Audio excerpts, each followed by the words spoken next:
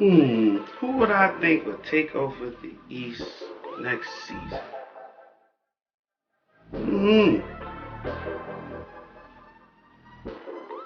Maybe.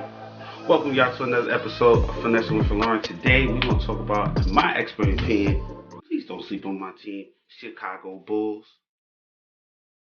Don't do it. I ain't gonna like it. I know what to do other than that.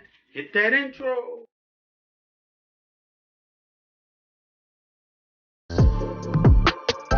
We back. What's going on? Lovely day outside. Nice hot weather. Today's topic we're going to talk about, in my expert opinion, how the Chicago Bulls is going to be number one seed this coming up season.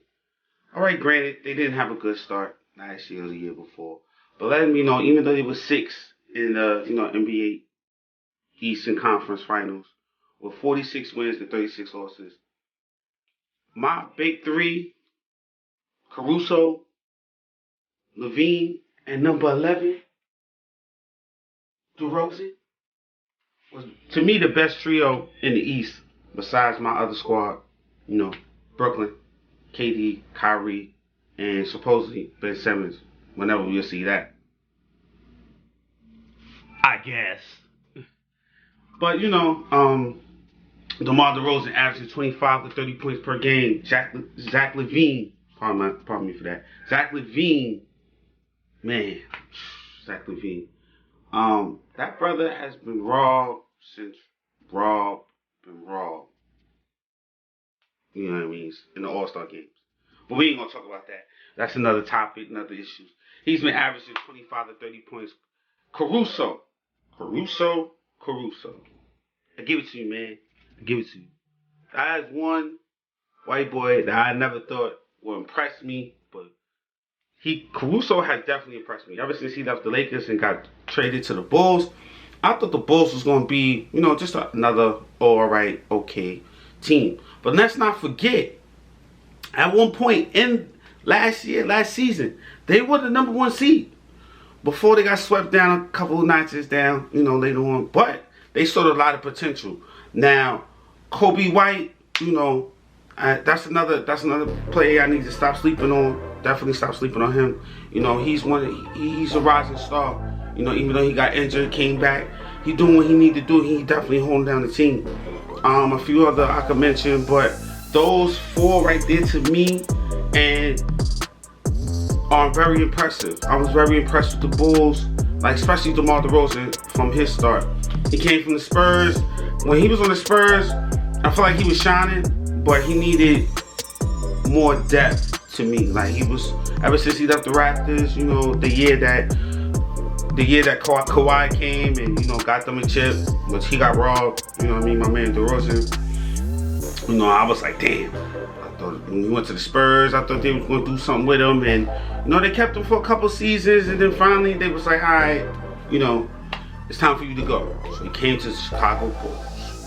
When he came to the Bulls, I thought it was gonna be another just average DeRozan, but DeRozan started to shine in a place where I was really impressed. He had a couple good final buzzer shots. He impressed me with his. He started to get hungry again. He started to get the old DeRozan. I remember him from the Raptors back then when he first came to the Raptors. I was really impressed with their depth as far as ability to have close games and then finish them with final buzzer beaters. Zach LaVine had a couple. Like I said, DeRozan had a couple. Even Caruso had one or two. Kobe White had one towards the end in overtime. And I, to me personally, love a team that show hunger, show depth, and show stability, so that they could be a force to reckon with.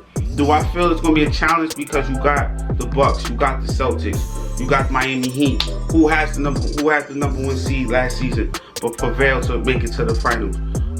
Yes, I do. But the thing about the Bulls that, like I said, really intrigued me and excited me is because they are a sneaky fourth quarter squad. Don't give them no more than 15 points per quarter, because even though they had some close calls and they lost to a couple teams that I was surprised they lost to, but still if you give Chicago Bulls 15 points ahead of each team every quarter, they're going to end up closing out with a minimum to 7 to 10 points. I noticed that every time I watch them, they always closed out. Even sometimes some squads, they blew them out 15, 20 points. Now, we do got some other players in the East that, you know, it could be a concern. I seen that Kendrick Perkins, you know, had his top 5 of what the Warriors be threats, and the Bulls was on it. And I totally agree. The Bulls is a definite major threat to a lot of teams in the East. I feel this coming up season, they're going to have either the 2nd, 3rd seed. I don't see them going back down to the 6th seed because DeRozan is hungry. He got robbed of his championship that, you know, Kawhi came in. Shout out to my man Kawhi. See you, brother. When Kawhi came from the Spurs to the Raptors, you know, he was destined to go to get that chip. And he got it, and I respect that. And also that trade, they traded DeRozan, you know, to the Spurs. So ever since then, he was hungry to get a chip, another championship, to get a championship, period, because he don't have it. I feel like this is his season coming up. He's definitely going to shine.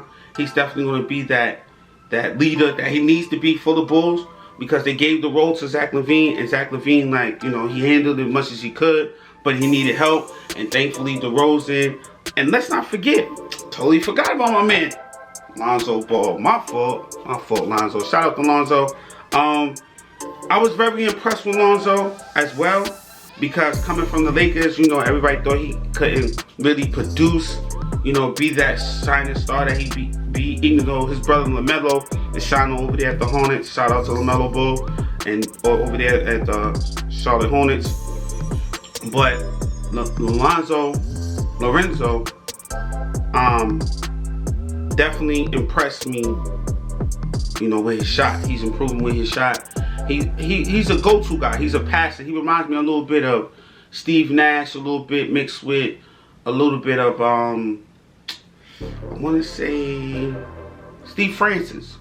You know, my man Steve Francis. You know, he definitely was the type of guy who know how to pass the ball, but finesse as well also. And I feel like them starting 5, if they stay healthy and stay complete, like I said, they will make the 2nd or 3rd seed. And definitely I see them going to the Eastern Conference Finals. Now all they gotta do knock out is the Bucks, the Bucks, the Celtics, and Miami Heat. You know what I mean? And that's just my expert opinion on the Bulls and how they're gonna be that top seed and that threat in the Eastern Conference Finals. Make sure to like, subscribe, comment. You know, keep producing. I'm gonna keep producing. Y'all keep rolling, and just see me on the next one. And I'm out of here. 1.